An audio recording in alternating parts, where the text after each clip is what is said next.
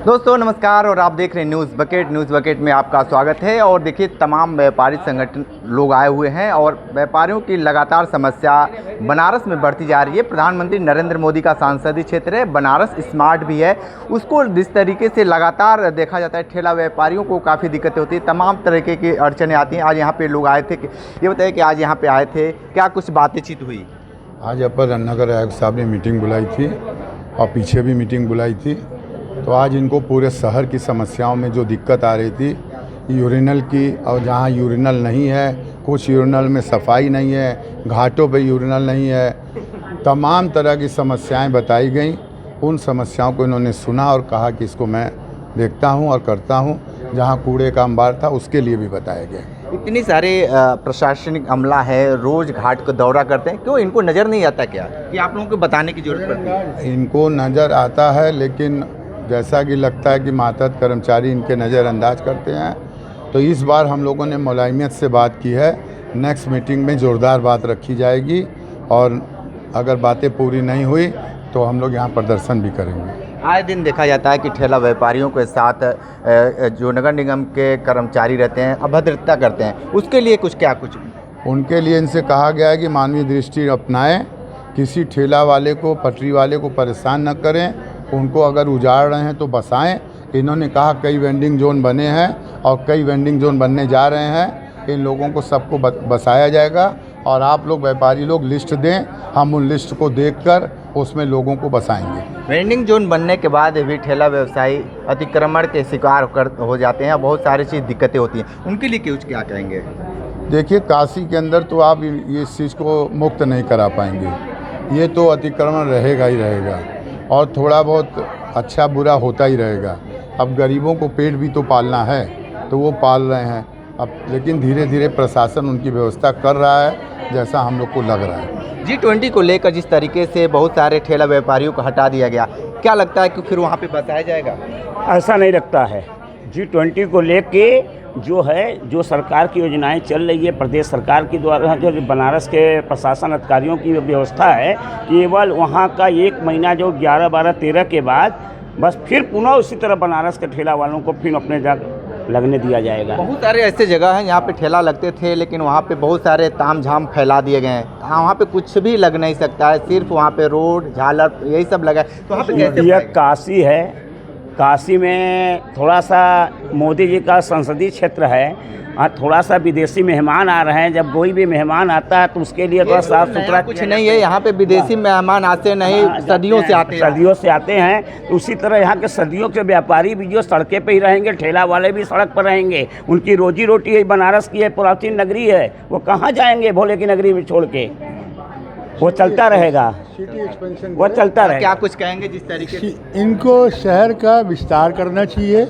इनकी परिधि जो है व्यापार वाराणसी विकास प्राधिकरण की विस्तृत होकर बड़े क्षेत्रों में बढ़ रही है, सभासदों का परिसीमन बढ़ रहा है। तो जो चीज़ें कंजेस्टेड क्राउडेड जगह पर है, घनी जगह पर है, उसको विस्तार करके उनके बड़े बड़े सेक्टर को इनको बाहर ले जाना चाहिए। बहुत सारी चीज़ें आरोप लगते हैं कि जो अधिकारी हैं जो व्यवसायियों को काफ़ी परेशान करते हैं, ये बात कितनी सही है? नहीं, ये बात तो सही है, परेशान करते हैं, लेकिन उसमें गलती जनता की भी है। हम गंदगी हम करते हैं, सफाई वो करते हैं। अब हम गंदगी करते रहेंगे, वो सफाई करते रहेंगे तो नहीं चलेगा। हमको भी कुछ अपनी जिम्मेदारी निभानी पड़ेगी, ताकि गंदगी जो है अगर हम करते हैं और किसी को रोकते हैं तो वो हमारे लिए सुचारू रूप से कोई काम हो जाता है। तो हमारे साथ जनता के और दोनों के विभाग के तालमेल से ही ये काम चलेगा कि हम लोगों को तालमेल बनाना पड़ेगा कि हम उस लाइन पे चलें जिससे गंदगी ना हो। ठीक है, थोड़ा सा महिला व्यापारी संगठन के और भी महिलाएं हैं, उनसे थोड़ा सा बात कर लेते हैं। ये बताइए कि क्या कुछ दिक्कतें आ रही हैं आप लोगों को?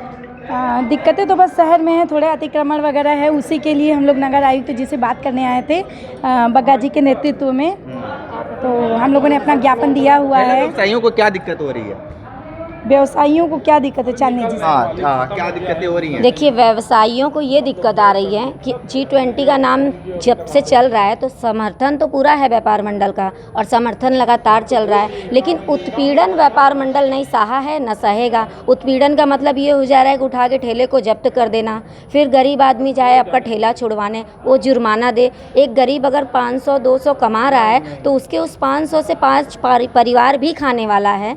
तो हम लोग की यही समस्या है कि यदि कोई भी कार्यक्रम है अभी चलने वाला G20 को लेके तो अलर्टिंग कर दें। और व्यापारियों को भी चाहिए, जो ठेले पटरी वाले लगा रहे हैं तो उनको भी चाहिए कि हमें सरकार का समर्थन करना है कि अगर वो बोल दिया कि भाई आज आप दुकान हटा लीजिए तो एक दिन अगर 24 घंटे आप दुकान बंद कर देंगे तो आपका ऐसा नहीं है कि पूरा रोजी रोटी ही खत्म हो जाएगा। ठेला व्यापारी ये कहते हैं कि भाई रोज खोदना है, रोज पीना है, तो जाहिर सी बात है कि उनको रोज नहीं, ऐसा है कि आप जिस देश में हैं, अगर आपके परिवार में कोई मेहमान आएगा तो क्या आप उस दिन भी दुकान जाना पॉसिबल समझेंगे? आप लड़की का अगर इंगेजमेंट है, शादी है, तो आप बंद करते हैं कि नहीं अपनी दुकानों को? आप अपने कुछ भी कार्यक्रम को करने के लिए अपनी दुकान हो या रोजी रोजगार उसको बंद करते हैं। तो सरकार के अगर किसी नीतियों को चालू हुआ है तो उस नीतियों का समर्थन करना व्यापारियों का भी काम है, ठेले पटरी वालों का भी काम है और अधिकारियों का भी काम है कि इतना भी उत्पीड़न ना कर दें। देखा जाता है, बहुत सारी चीज़ें देखा जाती है कि ठेला व्यवसायी जो होते हैं अतिक्रमण करते हैं, कैंट पे हो गया चाहे सिगरा पे हो गया, उसके उनके लिए क्या कहेंगे? तो उनके लिए जो है कि प्रॉपर कोई जगह की व्यवस्था भी तो नहीं है, वो कैसे अपना जीवन यापन करेंगे? जहाँ उनको जगह मिलता है तो वो अपना वहीं अपना रोजी रोजगार लगा कर करने लगते हैं। इसके लिए तो हमारे जो है गवर्नमेंट को, चाहे हमारी यूपी गवर्नमेंट को समझना चाहिए कि हाँ भाई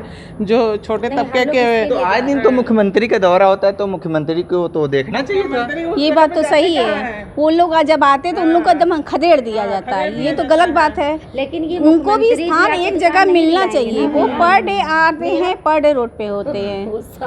सर मेरी एक प्रॉब्लम और है, हम लोग कंपनी गार्डन में योगा कराते, फ्री क्लासेस चलाते हैं, उसकी फर्श इतनी ख़राब है कि मैंने एक बार तो एप्लीकेशन दिया था लेकिन उस पर कोई इंक्वायरी तो हुई नहीं। क्या कुछ और दिक्कतें आ रही हैं जिस तरीके से लगातार मैंने बेनिया बाग का मुद्दा उठाया। बेनिया बाग में जो पार्क है उसमें 5 गेट है, मेन गेट खोल दिया जाता है। सुबह जो वृद्ध लोग जाते हैं उनको तकलीफ़ होती है कि इतना लंबा राउंड करके उनको जाना पड़ता है, तो कम से कम अगर 2-4 गेट खोल दिया जाए तो उनको आसानी होगी चलने के लिए। समस्याओं को रखा मैंने रखा। आपकी अलग समस्या, लेकिन वहाँ पे कर्मचारी कम होंगे इसलिए गेट बंद होंगे।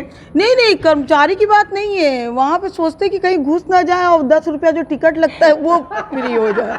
मेन मुद्दा ये है। भैया देखिए तमाम तरह के मुद्दे हैं, लेकिन ग्राउंड जीरो से रिपोर्ट कर रहे थे तो हमारे साथ बन रही न्यूज़ बकेट के साथ में दीजिए इजाजत। नमस्कार। पेश है न्यूज बकेट हिंदी मासिक पत्रिका। पढ़ें इस महीने की पूरी खबर विस्तार से हमारे न्यूज बकेट की मैगजीन में। हमारी ई मैगजीन को मुफ्त में पढ़ने के लिए अभी लॉगिन करें www.newsbucket.in पर। इसके अलावा रोज की ताज़ा खबरों के लिए हमारे YouTube चैनल को तुरंत सब्सक्राइब करें।